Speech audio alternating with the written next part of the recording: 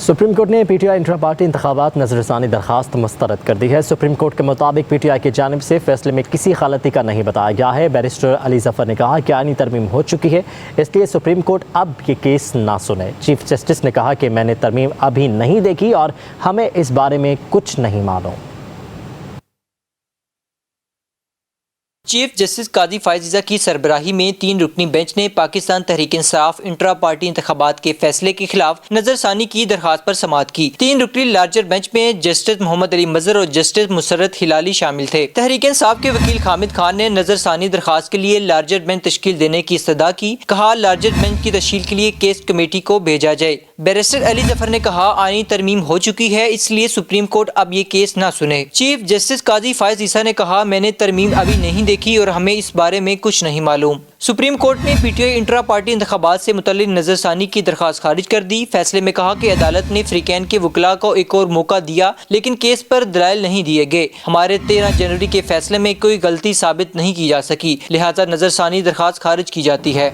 Chief justice قاضی فائز عیسیٰ کی سربراہی میں 3 رکنی بینچ نے پاکستان تحریک انصاف انٹرا پارٹی انتخابات کے فیصلے کے خلاف نظر ثانی کی درخواست پر سماعت کی۔ 3 رکنی لارجر بینچ میں جسٹس محمد علی مظہر اور جسٹس مسرت ہلالی شامل تھے۔ تحریک انصاف کے وکیل حامد خان نے نظر ثانی درخواست کے لیے لارجر بینچ تشکیل دینے کی استدعا کی۔ کہا لارجر بینچ کی تشکیل کے لیے کیس کمیٹی کو بھیجا جائے۔ بیرسٹر علی ظفر نے کہا آئینی ترمیم ہو چکی ہے، اس لیے سپریم کورٹ اب یہ کیس نہ سنے۔ چیف جسٹس قاضی فائز عیسیٰ نے کہا میں نے ترمیم ابھی نہیں دیکھی اور ہمیں اس بارے میں کچھ نہیں معلوم۔ سپریم کورٹ نے P T I intra party انتخابات سے متعلق نظر ثانی کی درخواست خارج کر دی۔ فیصلے میں کہا کہ عدالت نے فریقین کے وکلاء کو ایک اور موقع دیا لیکن کیس پر دلائل نہیں دیے گئے۔ ہمارے 13 جنوری کے فیصلے میں کوئی غلطی ثابت نہیں کی جا سکی، لہٰذا نظر ثانی درخواست خارج کی جاتی ہے۔